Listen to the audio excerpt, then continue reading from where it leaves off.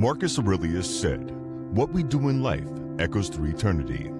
What is your life echoing through eternity? Welcome to Echoes Through Eternity with Dr. Jeffrey Skinner.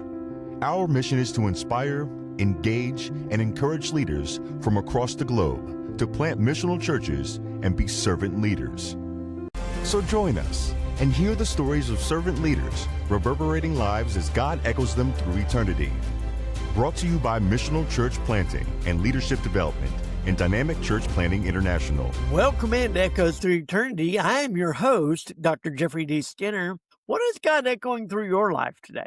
Well, today we're talking about something that many church leaders have sensed deep down for a long time. The Attractional Church model is fading. In fact, Barna and Carey Nieuwhof their reports and are saying that it's dead. Long before Barna and Carey Nieuwhof began documenting these trends, though, I saw them emerge in my own ministry and research. During my doctoral studies at Trevecca Nazarene University, I asked 3 questions that guided my research. What impact do relationships have on spiritual identity?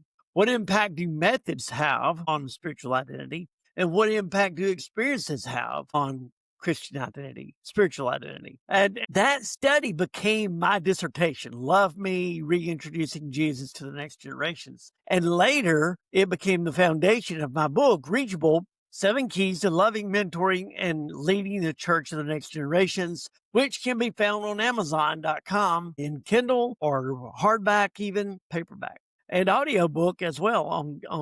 But what I found has become unmistakable today. Relationships are the strongest predictor of lasting faith. Positive experiences with the Christian community can shape identity more than any program, but they are not significantly impacting on spiritual identity. Methods built on image and performance erode authenticity and trust and have no impact. The church's impact rises or falls not on what it produces, but on how it connects. Nieuwhof puts it well in the on the Leadership Network. For decades, churches drew crowds with energy, production, and spectacle. Motorcycles on the stage, rooftop stunts, even Easter raffles. And it worked for a time. Then the lights dimmed. Today, we'll talk about why it no longer connects, what's emerging in its place, and how authentic presence can restore the church's witness. What happened to the crowds? For years, growth meant attraction. Bigger stages, better branding, more services. But the numbers tell a different story. In 2023 says that only 28% of U.S. adults attend weekly worship. That's down from 45% 20 years ago. Up in 2024 said that church membership has fallen below half for the first time in our nation's history. What they've discovered is that the hunger for meaning hasn't disappeared, but trust has. People don't want to be impressed by the church. They want to be known by it. And if you're a church planter, that's awesome news for you, because you don't have the resources that the huge megachurches have to draw the big crowds. But you do have something they don't have. You have authenticity, and you have small enough numbers that people can be known. In my own research, those who developed a deep, lasting faith shared one common thread. Someone saw them. Wasn't a program, it was a person. Someone who walked beside them when life was messy and faith was fragile. In other words, they were a mentor. If you think about this is very much what Jesus did way back in Jerusalem when he came on the scene. It's the rabbi's way. It wasn't anything new he invented.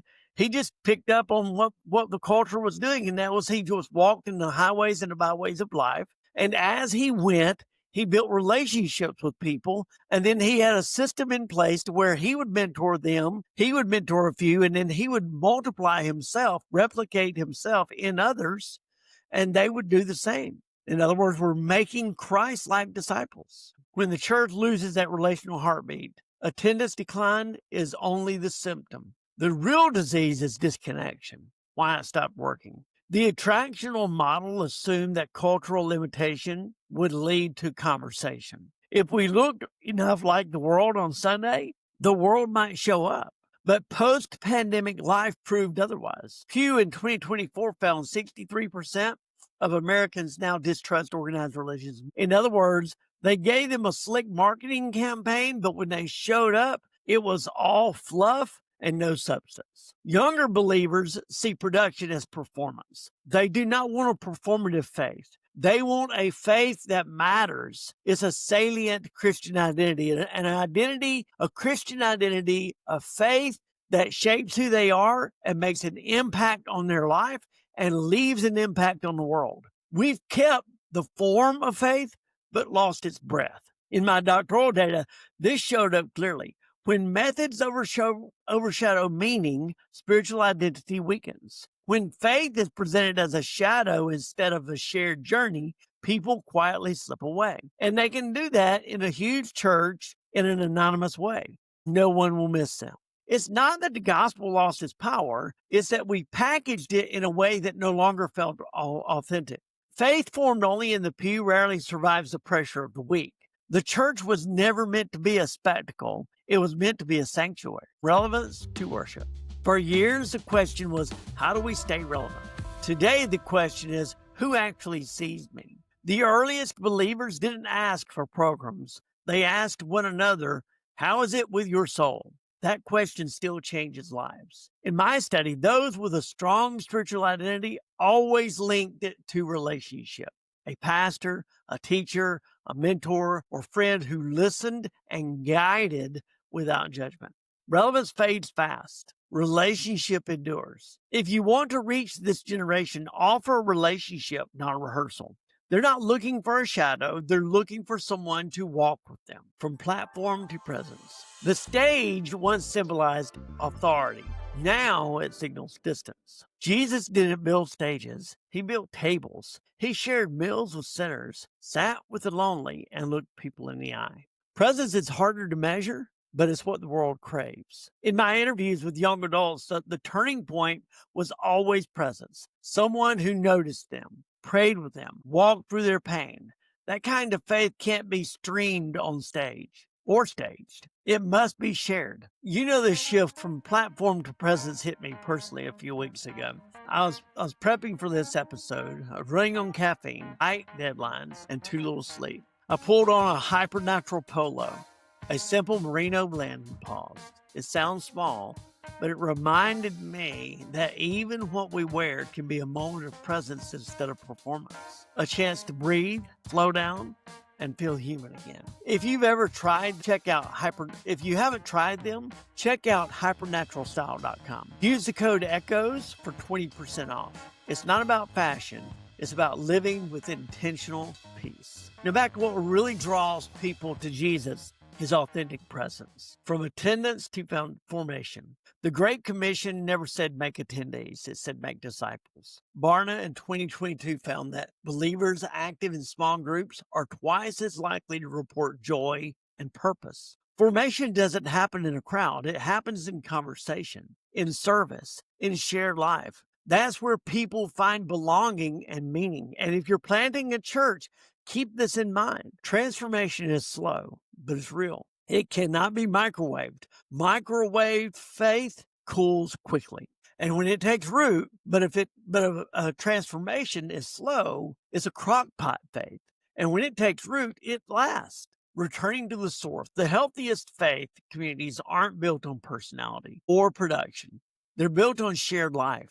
They gather to pray, serve, and grow. They carry one another's burdens and become living evidence that God still changes hearts. That's the secret every generation eventually discovers. The church is not a place we attend, but a people we become. A pastor's reflection. I've watched these shift firsthand. Flash fills a room, but faith forms a soul. Churches that endure are smaller, warmer, truer. People are drawn not by spectacle, but by peace. And peace always begins with presence. God's and ours. That truth came home for me and Lisa last year. We were wrapping Christmas gifts under the glow of the tree. The house was quiet. I remember thinking, this is what peace feels like. We had just switched to cozy earth bamboo viscose sheets, a gift from a friend. They're cool, soft, and a reminder that rest itself is holy work. If you're thinking about Christmas gifts, and I know it might be a little bit early, but the early bird gets the worm. So if you're thinking about Christmas gifts, give someone else that rest. Visit CozyEarth.com. Use the code ECHOES for 41% off. It's not about the sheets. It's about creating a sanctuary where grace can breathe. Recovering identity and mission. The future church must rediscover its why. We are not entertainers, we're shepherds. We're not brands, we're witnesses. When methods serve love, identity strengthens and the church endures. When methods replace love, both fade. Our calling has never changed: to live truthfully, walk humbly, and love well. If we focus on those three, everything else finds its place. Here's some practical takeaways from today. Let me offer a few simple measures for leaders and churches in this moment. Measure formation, not fame. Build smaller tables where people belong. Preach for transformation, not reaction, and not information. Model surrender more than strategy, because the church that endures isn't the most creative, it's the most authentic. If you'd like to hear Carey Nieuwhoff's full conversation, look for The Church Model That's Dead, The Attractional Church, and 3 Shifts Every Leader Must Know on the Carey Nieuwhoff Leadership Podcast, part of the Art of Leadership Network. The statistics today came from Barna 2022, 2023, 2023, Gallup 2024, and Pew Research. Again, this is Dr. Jeffrey D. Skinner. Please share this with your friends if you find it valuable. What is God echoing through your life today?